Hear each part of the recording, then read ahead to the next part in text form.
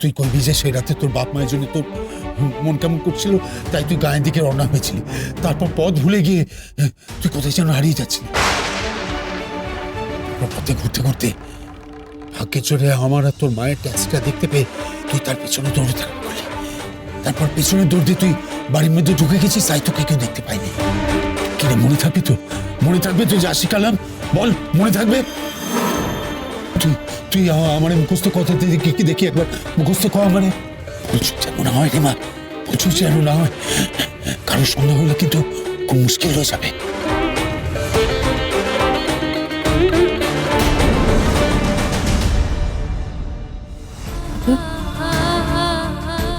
তুমি আমারে নিচে কথা কইতে শেখাচ্ছ? আজ পর্যন্ত ছোট থেকে তুমি আমারে শিখিয়েছ পঞ্চমী কখনো মিছে কথা কইবি নি। আবার নীলকণ্ঠ পাপ দেবেন, আর সেই তুমি আজ আমায় মিছে কথা কইতে কইছ। তুমি এতখানি কেমন করে বদলে গেলে? তুই খারাপ ভাব, আমি বদলে গেছি ভাব। তোর যা খুশি তুই আমারে ভাব, তোর যাতে ভালো হয় আমি সেই কথাই কইব।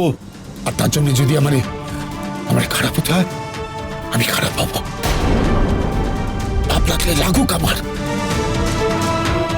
মানে জীবনে কোনো কোনো সময় সত্যি কথা কওয়া যায় না রে। এমন পরিস্থিতি কখনো কখনো জীবনে আসে রে মা, যখন সত্যি কথা থেকে মিথ্যে কথাটা মাঝার উপায় হয়ে ওঠে। তুই যে বড় সরল রে মা, কঠিন কথা না তুই বুঝতে পারছিস না। তুই কথা দে মা, আমি যা করছি সে কথা তুই অমান্য করবি না। প্রয়োজনে তুই মিছে কথাই কইবি। কথা দে আমার, কথা দে মা। তুই আমার মুখে তুই জীবনে কখনো কোনো কিছুতে না করিসনি, আজও করবি না তো মা। বল বল আমারে কথা দে মা।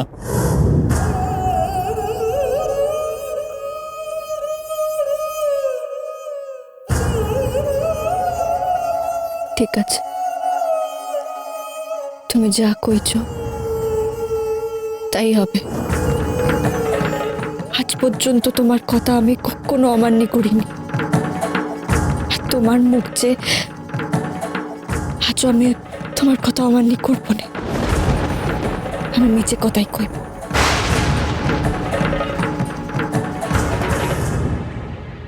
মন্ত্রী, আমি আবারও বলছি, তোমাদের সবার এ বাড়ি ছেড়ে পালিয়ে যাওয়া উচিত। এক্ষুনি পালিয়ে যাওয়া উচিত, কারণ না হলে সাপের ছোবলের কবল থেকে তোমরা কেউ রক্ষা পাবে না। পালাও পালাও, আমিও আর এক মুহূর্ত এখানে থাকবো না। গুরুদেব, গুরুদেব আপনার পায়ে পড়ি গুরুদেব, আপনি কোথাও যাবেন না গুরুদেব। না আমার মেয়েটার কি হবে জানি না, ডাক্তার বলেছেন কোনো আশা নেই। গুরুদেব, গুরুদেব আপনি আমাদের আশা ভরসা সবকিছু, যার যোগ্য কিছু একটা করুন, কিছু একটা করে আমার মেয়েটাকে সুস্থ করুন গুরুদেব। দয়া করুন গুরুদেব, দয়া করুন গুরুদেব। আমি আপনার ছাড়ো ছাড়ো পয়মন্তী, পা ছাড়ো। আমি তো তোমাকে এর আগেও বলেছি যে আমার পক্ষে কোনোভাবেই এখন এখানে থাকা সম্ভব নয়, আমাকে যেতেই হবে। কেন গুরুদেব? আমরা আপনার শিষ্য নই? অন্য শিশুদের বাঁচানোর আপনার দায় আছে, আর আমাদের বাঁচানোর দায় আপনার নেই? আরে বাবা, আমি নিজে বাঁচলে তবে তো দুনিয়ার লোককে বাঁচাতে পারবো। কেন বুঝতে পারছো না? শুধু কিঞ্জলের সাপে ফাড়া নয়, আমারও সাপে ফাড়া আছে, এবাড়ির প্রত্যেকের সাপে ফাড়া আছে। 20 বছর আগে এবাড়ির কেউ কেউ আর আমি এমন একটা কাজ করে ফেলেছি, যার ফলে হয়তো তার প্রতিশোধ নেবার জন্য সেই সাপেরা আবার ফিরে এসেছে।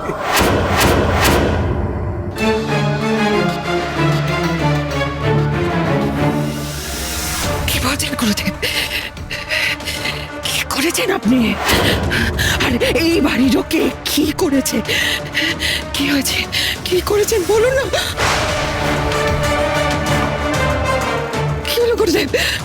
চুপ করে দাঁড়িয়ে আছেন কেন? বলুন না, আপনি আর এই বাড়ির কয়েকজন মিলে কি করেছেন যার জন্য 20 বছর পরে ওই সাপগুলো প্রতিশোধ দিতে আসছে? গুরুদেব, গুরুদেব উত্তর দিন। যাবেন না গুরুদেব, উত্তর দিয়ে যান গুরুদেব। আপনি যাবেন না গুরুদেব, আপনাকে বলছে গুরু।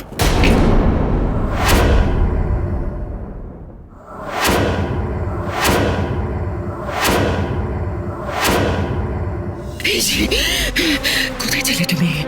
কোথায় ছিলে? কোথায় পালিয়ে গেছিলে তুমি? বলো, উত্তর দাও। কোথায় পালিয়ে গেছিলে? আমার ছেলে মেয়েকে বিপদের মধ্যে ছেলে দিয়ে তুমি কোথায় পালিয়ে গেছিলে? বলো। উত্তর দাও, চুপ করে থাকবে না, চুপ করে থাকবে না পঞ্চমী, উত্তর দাও। পঞ্চমী, পঞ্চমী, চুপ করে থাকবে না। পঞ্চমী মারে। ও মা, তুমি কেমন আছো? মা কোথায় গেছে? বুঝতে পারছিলাম না। কোথায় গেছে? খেতে দেখাতে হবে না। খেতে দেখাতে হবে না। এই পঞ্চমী, পঞ্চমী, চুপ করে থাকবে না। চুপ করে থাকলে হবে না, তোমাকে আমার প্রশ্নের উত্তর দিতেই হবে। কোথায় কোথায় ছিলে তুমি? হ্যাঁ, আমাদের দরকারের সময় তুমি উধাও হয়ে যাও, আবার ফিরে আসো। কোথায় ছিলে? বলো, উত্তর দাও।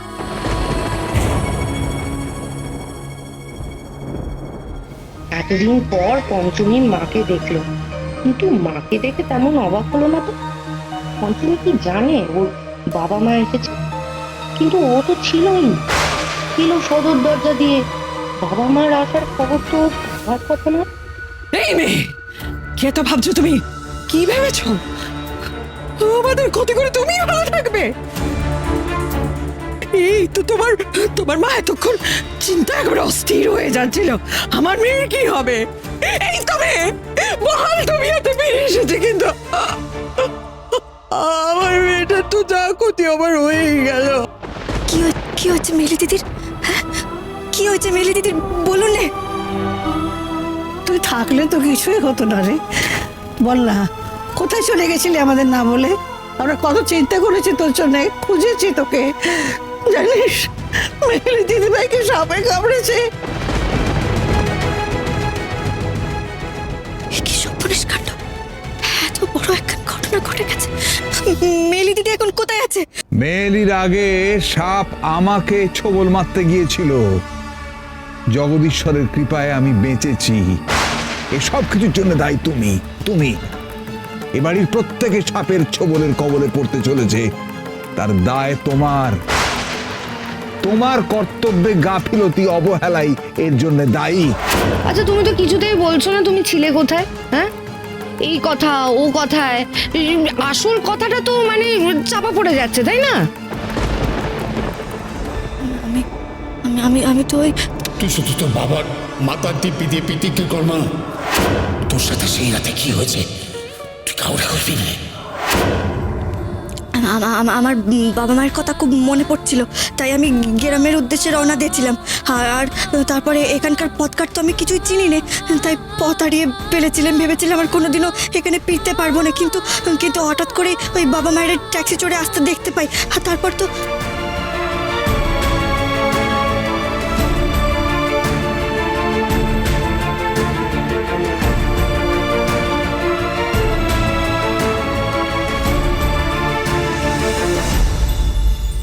আমারে ক্ষমা করো বাবা নীলকণ্ঠ, এনাদের এমন পরিস্থিতিতেও মিছে কথা কইছি। কোনো উপায় নেই যে বাবার কথা আমায় রাখতেই হবে। পঞ্চমী রাস্তায় আগেই বাবা মাকে দেখেছে, তাই মাকে এখানে দেখে ও অবাক হয়। এবার ব্যাপারটা পরিষ্কার। বাহ বাহ বাহ, চমৎকার চমৎকার। তোমার হুটহাট করে তোমার বাবা মাকে দেখতে ইচ্ছা হলো, আর আবার মেয়েটার জমে মানুষের টানাটানি করতে হচ্ছে। তুমি তুমি এত দায়িত্বজ্ঞানহীন, এত স্বার্থপর। না না না না মা ঠাকুরন, আমায় দয়া করে একটিবার মেলি দিদির কাছে নিয়ে চলুন না। মেলি দিদির কোনো ক্ষতি হবে না, আমি তো এসে গেছি। মেলি দিদির কোনো ক্ষতি হতে দেবো না। আমায় একটিবার দয়া করে মেলি দিদির কাছে নিয়ে চলুন।